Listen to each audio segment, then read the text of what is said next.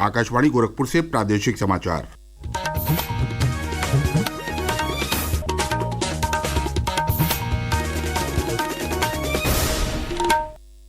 नमस्कार। समाचार बुलेटिन के साथ मैं प्रमोद कुमार सिंह।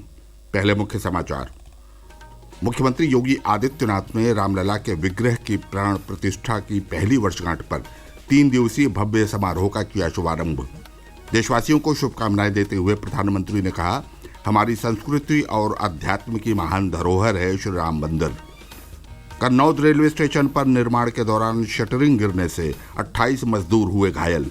रेलवे प्रशासन ने जांच के लिए गठित की 4 सदस्यीय समिति। मेरठ के IIMT विश्वविद्यालय के दीक्षांत समारोह में शामिल हुए रक्षा मंत्री राजनाथ सिंह, कहा, भारत को विकसित राष्ट्र बनाने में युवा निभाएंगे महत्वपूर्ण भूमिका। मुख्यमंत्री ने लखनऊ में खादी महोत्सव 2025 का किया उद्घाटन। कहा, प्रजापति समाज को अप्रैल से जून तक निःशुल्क सौंपे जाएंगे गांव के तालाब। और प्रयागराज महाकुंभ में आध्यात्मिकता, नवाचार और डिजिटल प्रगति की दिखेगी झलक। आज केंद्रीय पर्यटन मंत्री गजेंद्र सिंह शेखावत करेंगे सांस्कृतिक गांव कलाग्राम का उद्घाटन। अब समाचार विस्तार से। अयोध्या में श्री राम मंदिर जन्मभूमि में रामलला के विग्रह की प्राण प्रतिष्ठा की पहली वर्षगांठ पर 3 दिवसीय प्रतिष्ठा द्वादशी उत्सव का आज दूसरा दिन है। इस अवसर पर सुबह से रात तक कई कार्यक्रम आयोजित होंगे। श्री राम मंदिर को 50 क्विंटल से ज्यादा फूलों से सजाया गया है। इससे पहले कल मुख्यमंत्री योगी आदित्यनाथ ने प्रतिष्ठा द्वादशी उत्सव का शुभारंभ किया। रामलला का पंचामृत और सरयू जल से अभिषेक किया गया और 56 पकवानों का प्रसाद चढ़ाया गया और महाआरती की गई। प्रतिष्ठा द्वादशी के अवसर पर प्रधानमंत्री नरेंद्र मोदी ने सोशल मीडिया प्लेटफॉर्म एक्स पर शुभकामनाएं देते हुए कहा कि सदियों के त्याग, तपस्या और संघर्ष से बना रामलला का ये मंदिर हमारी संस्कृति और अध्यात्म की महान धरोहर है। ये दिव्य भव्य मंदिर विकसित भारत के संकल्प की सिद्धि में एक बड़ी प्रेरणा बनेगा।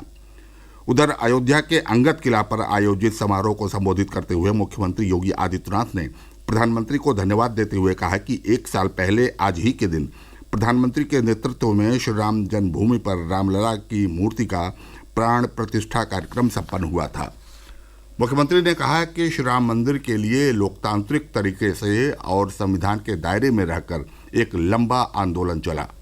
500 वर्षों का इतिहास और ये इंतजार जिनकी दूरदर्शिता से संपन्न होकर के आज इस गौरव की अनुभूति हम सबको, हर राम भक्त को करा रही है, ऐसे देश के यशस्वी प्रधानमंत्री श्री नरेंद्र मोदी जी के प्रति सबसे पहले कृतज्ञता ज्ञापित करते हुए हम सब हृदय से आभार व्यक्त करते हैं। मुख्यमंत्री ने कहा कि श्री राम मंदिर की स्थापना के बाद अयोध्या में चौमुखी विकास हो रहा है।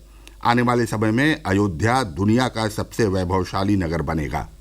अयोध्या जिस रूप में हम सबके सामने है, आज अयोध्या के पास अपना इंटरनेशनल एयरपोर्ट है। अयोध्या की सड़कें त्रेता युग का स्मरण करा रही है। 4 लेन 6 लेन की सड़कें, सरयू मैया के घाट पूरे देश को अपनी ओर आकर्षित करते हैं। राम जी की पेड़ी, अब सरयू जी का जल वहीं पे सड़ता नहीं है, बल्कि एक ओर से आता है, दूसरी ओर से वापस सरयू मैया में लौट करके श्रद्धालुओं को पुण्य का लाभ प्रदान कर रहा है। श्री राम जन्मभूमि मंदिर में रामलला के विग्रह की प्राण प्रतिष्ठा की पहली वर्षगांठ पर देश भर से श्रद्धालु अयोध्या पहुंचे हैं। चारों ओर उत्साह का माहौल है। एक रिपोर्ट। रामनगरी में उत्साह है, उल्लास है, जय श्री राम की चारों तरफ गूंज है। रामलला की प्राण प्रतिष्ठा महोत्सव की यह पहली वर्षगांठ है, इसलिए देश दुनिया से भक्त अयोध्या पहुंचे हैं। इस खास मौके पर रामलला सोने चांदी से जड़े पीताम्बर धारण कर भक्तों को दर्शन दे रहे हैं। मुख्यमंत्री योगी आदित्यनाथ ने 3 दिवसीय प्रतिष्ठा द्वादशी उत्सव का शुभारंभ किया। प्रतिष्ठा द्वादशी उत्सव के दौरान तीनों दिन 6 लाख श्री राम बीज मंत्र का जाप कर 21 वैदिक आचार्य माहौल को धार्मिकता से सराबोर करेंगे। साथ ही नित्य शाम 6 बजे से 9 बजे तक भगवान रामलला का बधाई गान होगा। इसके अलावा अंगद टीले पर राम कथा का प्रवचन और सांस्कृतिक कार्यक्रम होंगे, जिनमें आम भक्त शामिल हो सकेंगे। विश्व भर के राम भक्त प्रतिष्ठा द्वादशी कार्यक्रम से जुड़ सकें, इसके लिए दूरदर्शन पर लाइव प्रसारण किया जा रहा है। प्रशासन ने सुरक्षा के कड़े प्रबंध किए हैं। तन्मय सोनी, आकाशवाणी समाचार, अयोध्या। प्रदेश के कन्नौज रेलवे स्टेशन पर कल निर्माण कार्य के दौरान शटरिंग गिरने से करीब 28 मजदूर घायल हो गए। घटना का संज्ञान लेते हुए मुख्यमंत्री योगी आदित्यनाथ ने अधिकारियों को अंदर फंसे लोगों को सुरक्षित बाहर निकालने और उनका उचित चिकित्सा उपचार सुनिश्चित करने का निर्देश दिया। बचाव कार्य में सहायता के लिए लखनऊ से राज्य आपदा राहत बल SDRF की 2 टीमों को भेजा गया। साथ ही एक डॉग स्क्वाड और एक अन्य टीम को मलबे के नीचे फंसे मानव शरीर का पता लगाने के लिए गैजेट और सेंसर के साथ भेजा गया। कानपुर के कमिश्नर के विजयेंद्र पांडियन ने कहा कि किसी के हताहत होने की सूचना नहीं है। 28 लोगों को बचाया गया है, जिनमें 6 लोग गंभीर रूप से घायल हैं लेकिन खतरे से बाहर हैं। भारतीय रेलवे के NER डिवीजन ने एक बयान में कहा कि घटना की जांच के लिए एक उच्च स्तरीय 4 सदस्यीय समिति गठित की गई है। प्रादेशिक समाचार आप आकाशवाणी गोरखपुर से सुन रहे हैं। रक्षा मंत्री राजनाथ सिंह ने कहा है कि प्रधानमंत्री नरेंद्र मोदी के 2047 तक भारत को विकसित देश बनाने में युवाओं की महत्वपूर्ण भूमिका होगी। रक्षा मंत्री कल मेरठ के IIMT विश्वविद्यालय के दीक्षांत समारोह को संबोधित कर रहे थे। उन्होंने छात्रों को स्वामी विवेकानंद के जीवन और आदर्शों से प्रेरणा लेने का आह्वान किया। उन्होंने कहा कि आज के युवा अपनी मजबूत इच्छा शक्ति के माध्यम से भारत को एक बार फिर विश्व गुरु का दर्जा दिलाने में पूरी तरह से सक्षम हैं। अपने भारत देश के नौजवानों के अंदर स्ट्रांग विल पावर देखने को मिला है। समय बदल गया है। ये इंडियन ड्रीम का समय है, भारतीय स्वप्न देखने का समय है। आज आप अपने इस देश में, अपने भारत में रहकर कोई भी स्वप्न जो देखना चाहते हैं देख सकते हैं और उन्हें अपने संकल्प और साधना से आप जैसे नौजवान ही उसे पूरा कर सकते हैं। भारत वैश्विक स्तर पर सबसे वाइब्रेंट स्टार्टअप इकोसिस्टम में से एक के रूप में उभरा है। इसने तीसरे सबसे बड़े स्टार्टअप हब के रूप में अपनी जगह बनाई है। इस अवसर पर रक्षा मंत्री ने समारोह में लगभग 4000 छात्र छात्राओं को उपाधियां और पदक प्रदान किए। मुख्यमंत्री योगी आदित्यनाथ ने कहा है कि माटी कला को बढ़ावा देने के लिए प्रजापति समाज को सोलर और बिजली से चलने वाली चाक दी जा रही है। अब उन्हें अप्रैल से जून तक के लिए गांव के तालाब भी निःशुल्क सौंपे जाएंगे ताकि वे पूरे साल की मिट्टी 3 महीने में एकत्र कर सकें।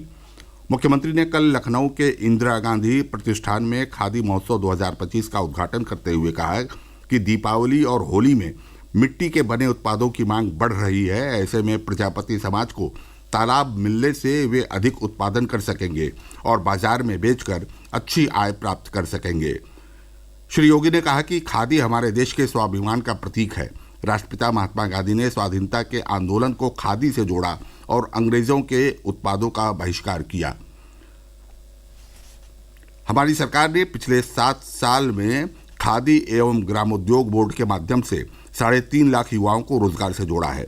कार्यक्रम में प्रदेश के खादी एवं ग्रामोद्योग मंत्री राकेश सचान भी मौजूद रहे। इस दौरान माटी कला के लाभार्थियों को टूल किट और प्रमाण पत्र भी वितरित किया गया। महोत्सव 17 जनवरी तक चलेगा।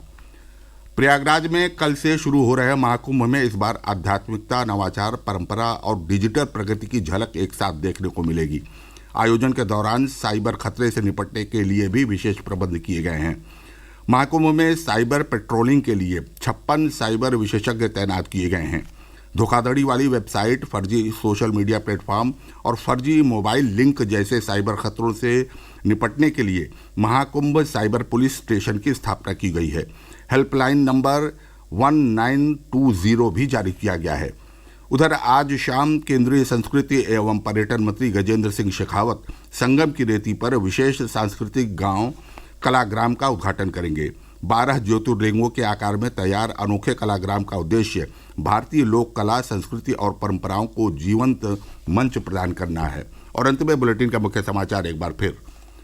मुख्यमंत्री योगी आदित्यनाथ ने रामलला के विग्रह की प्राण प्रतिष्ठा की पहली वर्षगांठ पर 3 दिवसीय भव्य समारोह का किया शुभारंभ। देशवासियों को शुभकामनाएं देते हुए प्रधानमंत्री ने कहा कि हमारी संस्कृति और अध्यात्म की महान धरोहर है श्री राम मंदिर। कन्नौज रेलवे स्टेशन पर निर्माण के दौरान शटरिंग गिरने से 28 मजदूर हुए घायल। रेलवे प्रशासन ने जांच के लिए गठित की 4 सदस्यीय समिति। मेरठ के IIMT विश्वविद्यालय के दीक्षांत समारोह में शामिल हुए रक्षा मंत्री राजनाथ सिंह कहा, भारत को विकसित राष्ट्र बनाने में युवा निभाएंगे महत्वपूर्ण भूमिका। मुख्यमंत्री ने लखनऊ में खादी महोत्सव 2025 का किया उद्घाटन। कहा, प्रजापति समाज को अप्रैल से जून तक निःशुल्क सौंपे जाएंगे गांव के तालाब और प्रयागराज महाकुंभ में आध्यात्मिकता, नवाचार और डिजिटल प्रगति की दिखेगी झलक। आज केंद्रीय पर्यटन मंत्री गजेंद्र सिंह शेखावत करेंगे सांस्कृतिक गांव कलाग्राम का उद्घाटन। इसके साथ ही प्रादेशिक समाचार समाप्त हुए। नमस्कार।